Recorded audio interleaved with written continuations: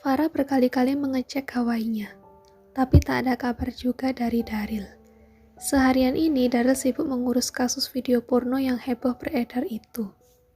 Ia sudah beberapa kali mencoba mengirim pesan pada Daryl tapi belum dibaca apalagi dibalas. Seperti biasa, Farah menghabiskan waktunya untuk menonton film di Netflix.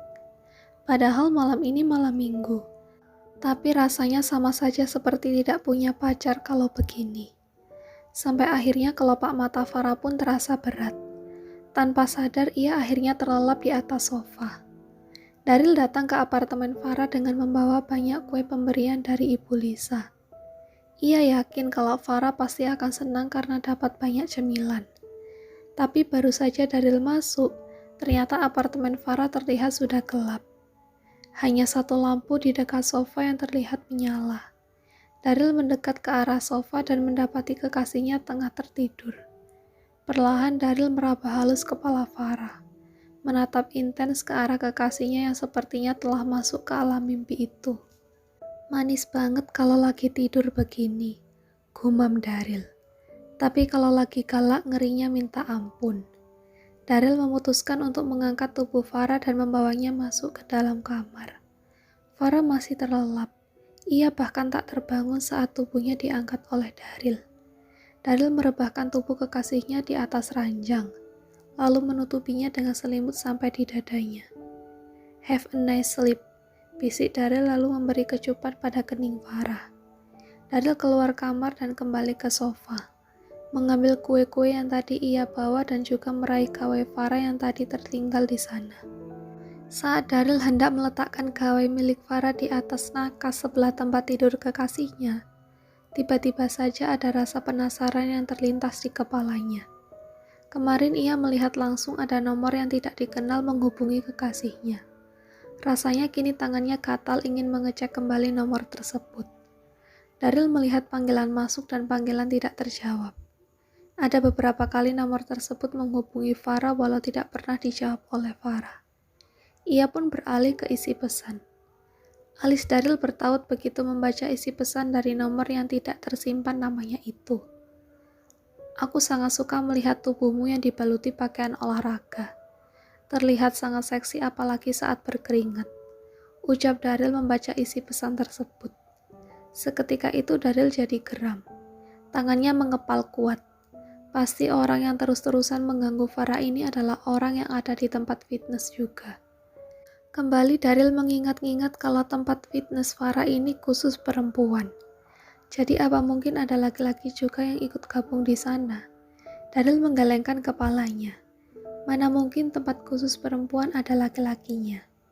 Kecemasan semakin menjadi-jadi di pikirannya. Lalu siapa sebenarnya orang ini? Kenapa dia bisa melihat Farah saat olahraga? Sayang, kamu udah dari tadi datangnya. Tanya Farah saat ia terbangun sesaat. Farah tampak menguap lebar sambil ia tutupi dengan tangannya. Siapa yang pindahin aku ke kamar? Kamu ya? Daryl langsung memberi tatapan tajam kepada Farah. Siapa orang ini? Tanya Daryl langsung tanpa basa-basi dan menunjukkan isi pesan orang tersebut ke arah Farah. Farah yang awalnya masih mengantuk tiba-tiba saja jadi terbelalak saat melihat Daryl mendapati pesan dari suami Sinta tadi. Bodohnya Farah malah lupa menghapus isi pesan itu. Karena biasanya Daryl tidak pernah mengecek isi pesan milik Farah. Daryl bukan tipe orang yang suka mengutik gawai kekasihnya. Tapi kali ini entah mengapa Daryl punya keinginan untuk mengeceknya. Dan benar, sesuai dengan kekhawatiran yang Daryl pikirkan. Itu orang iseng, aku nggak kenal. Jawab Farah. Kalau nggak kenal, kenapa dia bisa tahu kalau kamu pakai baju olahraga? Sampai bilang kamu seksi kalau berkeringat. Berarti dia melihat aktivitas kamu waktu berolahraga kan? Curiga Daryl. Mungkin aja dia mengintip waktu di tempat fitness. Memangnya tempat fitness kamu itu ada laki-lakinya? Bukannya kata kamu itu khusus perempuan? Farah jadi bingung harus menjelaskan bagaimana. Kalau Farah jujur, pasti Daryl akan marah dan tak akan mengizinkan dirinya untuk ke tempat fitness tersebut lagi. Farah jadi bingung. Tapi di satu sisi sebenarnya bahaya juga kalau membiarkan suami Sinta terus-terusan mengganggunya. Farah menghela napasnya. Iya, itu tempat khusus perempuan. Mungkin ada beberapa yang kebetulan lewat atau jemput ke sana. Dan kebetulan melihat aku. Entahlah, Farah mengedikkan bahunya. Daryl merasa tidak puas dengan jawaban dari Farah. Ia masih mengerutkan keningnya. Lalu dari mana orang ini bisa mendapatkan nomor kamu? Aku nggak tahu sayang.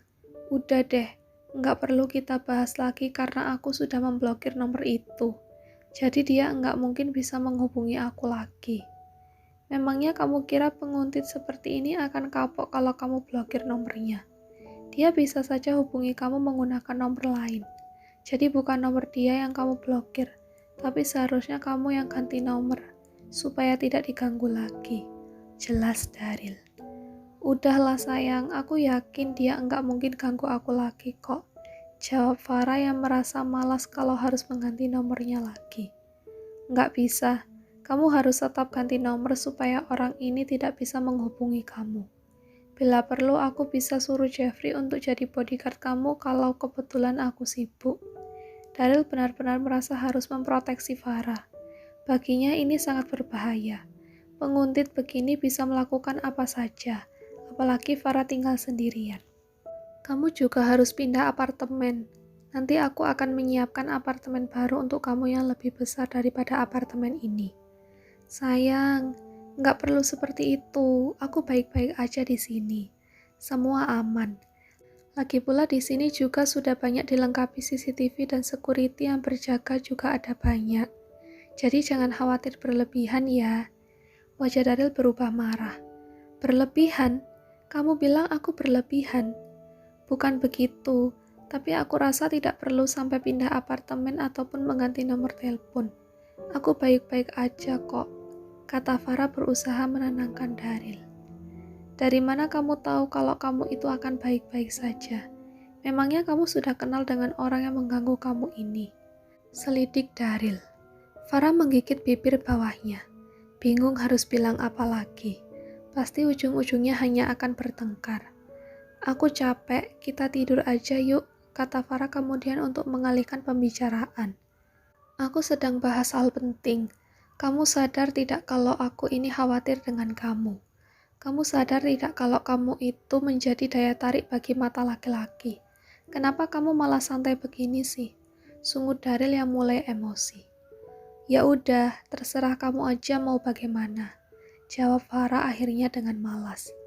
Mulai besok berhenti datang ke tempat fitness itu lagi. Ganti nomor kamu dan secepatnya pindah dari apartemen ini. Tapi besok aku sudah janji dengan Cynthia untuk zumba bareng lagi. Setidaknya biarkan aku bertemu dia sebentar. Dia pasti bisa marah denganku kalau aku tiba-tiba menghilang lagi. Kami sudah bertahun-tahun tidak bertemu.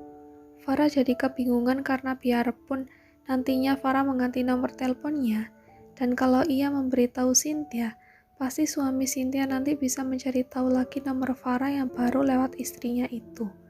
Farah merasa aneh juga jika menghilang secara tiba-tiba. Daryl tampak berpikir sejenak. Ia tahu kalau Farah pasti merasa kesepian karena selama ini jarang bergaul.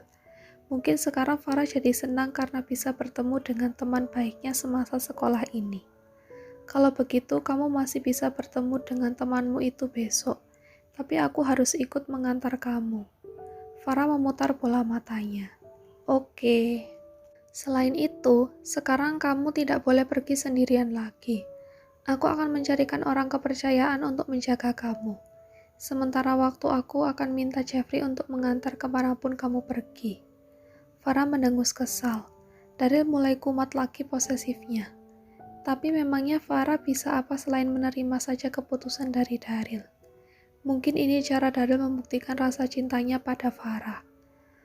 Oke, semua terserah kamu aja. Aku tinggal terima beres. Apa aku sekarang boleh lanjut tidur?